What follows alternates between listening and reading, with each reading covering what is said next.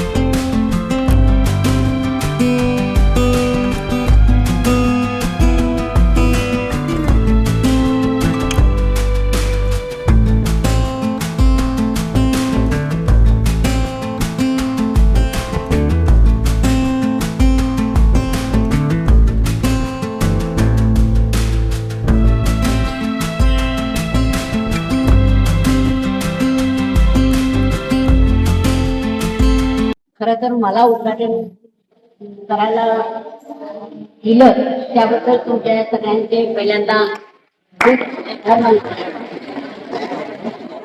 आणि खूप साऱ्या शुभेच्छा सगळ्यांना देते, कारण ही राष्ट्रीय स्पर्धा आहे। या बॅडमिंटन स्पर्धेचं उद्घाटन करण्यासाठी खरं तर जयकुमार गोरेंची खूप आवश्यकता होती। त्यांच्या वेळेनुसार तर हे घ्यायला पाहिजे होतं, पण तुमच्या वेळेचं आणि त्यांच्या वेळेचं काही साधणं शक्य नसल्यामुळं आज मला ही चांगली संधी मिळालेली आहे।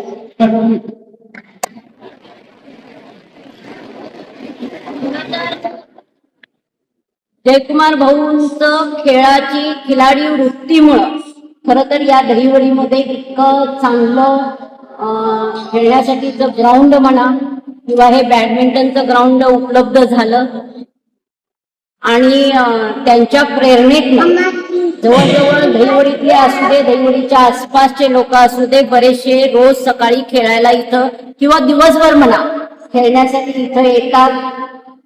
खूप चांगल्या आरोग्याच्या दृष्टीनं हे असलेलं त्यांच्या प्रेरणेतनं घडलेलं असं सुंदर ग्राउंड इथं तयार झालं, त्याबद्दल खरं तर मी जयकुमार गोरे भाऊंचे खूप खूप आभार मानते, कारण आपल्याला गरज होती आणि त्याच्यामुळं दिनेश भाई असतील किंवा त्यांच्याबरोबरचे भाऊंचे सगळे मित्र गेली जवळजवळ 7-8 10 वर्ष झालं या ग्राउंड नसताना पण तुम्ही खेळायला सुरुवात केली. कॉलेजवर आधी खेळत होतात आणि नंतर आपण हे ग्राउंड तयार केलं आणि इतकं सुंदर ग्राउंड आज मी पहिल्यांदा पाहिलं. खरंच ही संधी मला मिळाली बघण्यासाठी.